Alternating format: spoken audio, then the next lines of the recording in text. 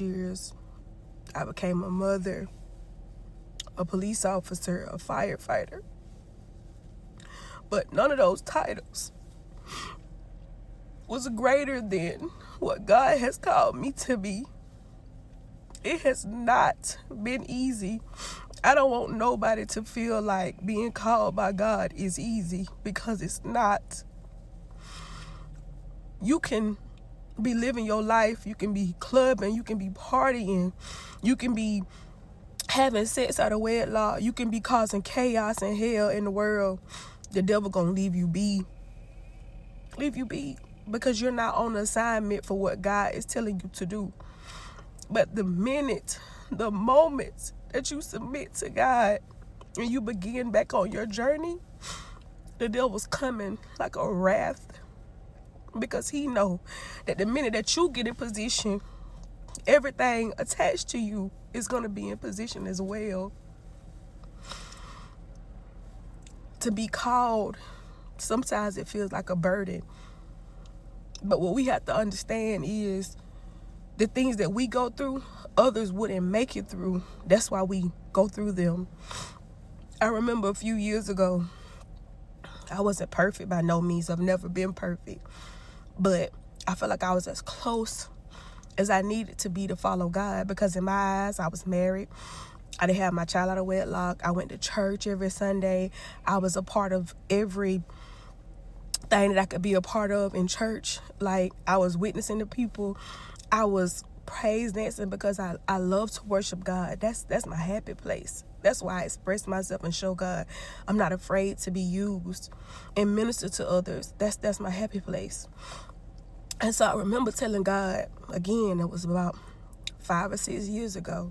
I told God, I said, God, I'll give up everything as long as you don't touch my health or my child.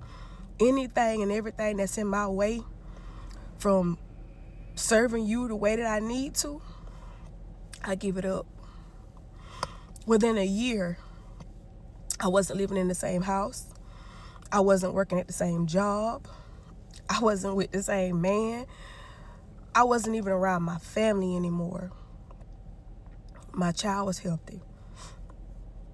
I was healthy, but mentally, I was drained. Spiritual warfare, mental warfare was real. And came back with a vengeance last year. I had to take off from my job to just deal with grief. I lost my dad June 22nd. We used to joke all the time. He was a comedian. He thought everything was funny. Everything. We joked about death. Well, he did. Me and my dad was not always close. We got close when I was 21 years old. After I got married, he didn't walk me down the aisle because he didn't agree with it. He said he didn't agree with it. So he didn't watch me walk down the aisle. He'll never get that. I'll never get that memory with him. But anyway, I turned 21. We got a true relationship, a true bond. We became best friends. I talked to that man every day God sent. He called my baby every day God sent. He was the dad to my child, or the granddad to my child that I always wanted him to be to me. But I was grateful. And he told me, he said, make me a promise you'll never take him away from me. I told him, I said, I never will, as long as you stay consistent in his life. Fast forward, I moved away after I was going through what I was going through in my previous marriage, just to get away and get me and my baby a fresh start. I moved away. My dad got sick. His wife called me. She never really called me like that. She said, look, they saying it ain't looking good. I need you to come back home to help take care of him. No questions. I was already going through it again over there. So I said, bet, I'm on my way. I moved back home with my mom so that I could be closer to my dad. And I started taking him to his appointments, let him see his grandchild more. We had so many memories. Anyway, before he got terminal, he used to always joke and say, you my strongest child. You're going to be the one holding my hand when I leave here. It's going to be you. And I can remember us asking the doctors, they was trying to give us a time frame on or when he might pass or whatever. But I'm a faith walker. When I tell y'all, when I have nothing else, I've always had faith in God. If it wasn't nothing but a help me, I had that. So I was believing God to bring my daddy back, because he flatlined a month before that, and I went, me, my grandma, and my sister, we laid hands on him, and I said, God, I said, you let him be the example of what you can do. That if you don't do it, we understand that it's because it's in your will, but not because you can't. My dad flatlined, y'all. He came back for a whole month. My dad was here on this side, and God ended up taking him the following month. But anyway, I ended up having like a uneasy feeling. I had just left him up there visiting with my dad. I went back, sat with him. I sat down, wasn't even 5 minutes. It was a little chair-like bed beside his. And I laid with my feet to his head so that I could see him. And something said, get up. I got up and I looked at my dad. They had a little tube in his throat from them trying to get, his pulse and get all his medicines to him because he was so dehydrated. That's the only way that they could get it. So anyway, they put it in there and I seen it.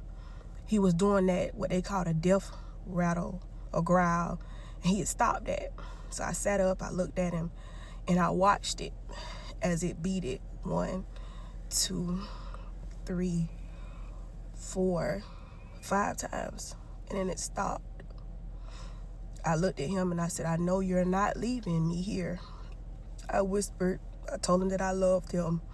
And I let the nurses know that I believed that he passed away. They checked him.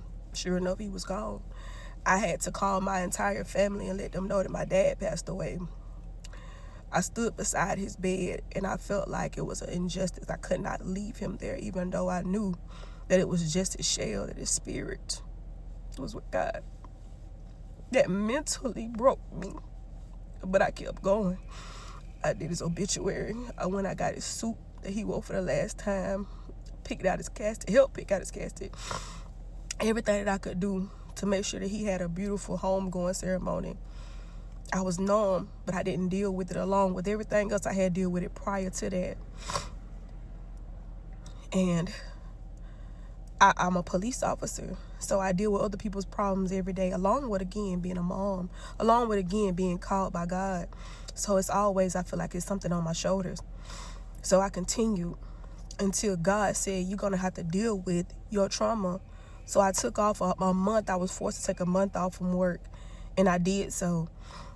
And as I did that, I felt like all hope is lost. Like, who am I if I'm not a police officer, if I can't help others, because I love helping people?